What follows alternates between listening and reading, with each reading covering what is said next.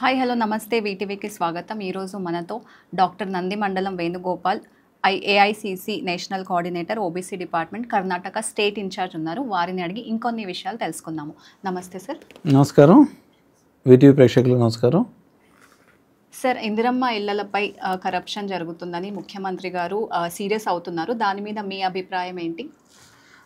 కరెక్టే, ముఖ్యమంత్రి గారు అలా ఉంది అభిప్రాయం. కానీ పొంగులేటి శ్రీనివాసరెడ్డి గారు రెవెన్యూ మినిస్టర్ గారు మొన్న ఒక రివ్యూ కూడా చేసి సీరియస్గా ఎవరైతే కరప్షన్ లంచం అడుగుతున్నారో ఇందిరమ్మ ఇళ్ళకి, అసలే పేదవాళ్ళు కాంగ్రెస్ ప్రభుత్వం ఇల్లు లేని పేదవాళ్ళకి ఇల్లు కల్పించే ఒక మంచి అవకాశం కల్పిస్తే దానికి కూడా కక్కుర్తిపడి ఎవరైనా లంచాలు అడిగితే ఆ లంచాలు అడిగే అధికారులు ఎవరున్నా మీరు ఒక్కరు కూడా ఇందిరమ్మ ఇళ్ళు లబ్ధి పొందిన వాళ్ళు కట్టించుకునే వాళ్ళు ఎవరు కూడా ఇవ్వద్దు.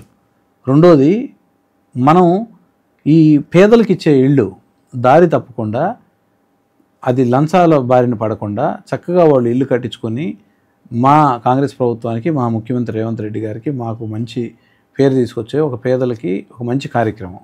దాన్ని మీరు పక్కదారిని పట్టించొద్దు. మీరు అలా పట్టించడం వల్ల ప్రభుత్వానికి చెడ్డ పేరు వస్తుంది. అందుకనే మంత్రి గారు కూడా దాన్ని రివ్యూ చేసి చెప్పడం జరిగింది. ఇలా ఎవరన్నా అవినీతికి పాల్పడినా మీకు ఒక టోల్ ఫ్రీ నెంబర్ కూడా పెట్టారు.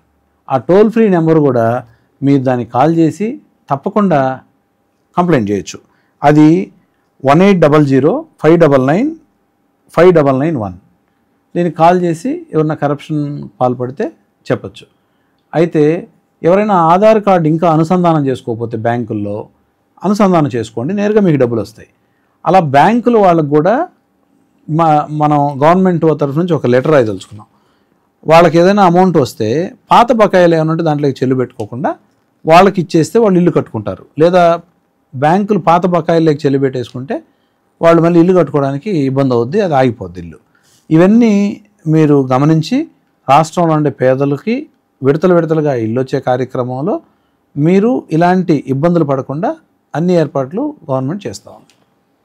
ఓకే సార్, చాలా చక్కగా మాకు క్లియర్గా ఇన్ఫర్మేషన్ ఇచ్చారు. సో చూసారు కదా వ్యూవర్స్, మనందరికీ ఒక క్లారిటీ అనేది వచ్చింది. అండ్ ఆల్సో సార్ చెప్పినట్టు ఆ నెంబర్స్ మేము కింద స్క్రీన్ మీద కూడా డిస్ప్లే చేస్తాము. మీరు నోటెడ్ చేసుకొని ఫర్దర్గా ఇలాంటి ఇష్యూస్ ఏమైనా ఉంటే మీరు తప్పకుండా ఆ నెంబర్స్కి కాల్ చేయొచ్చు.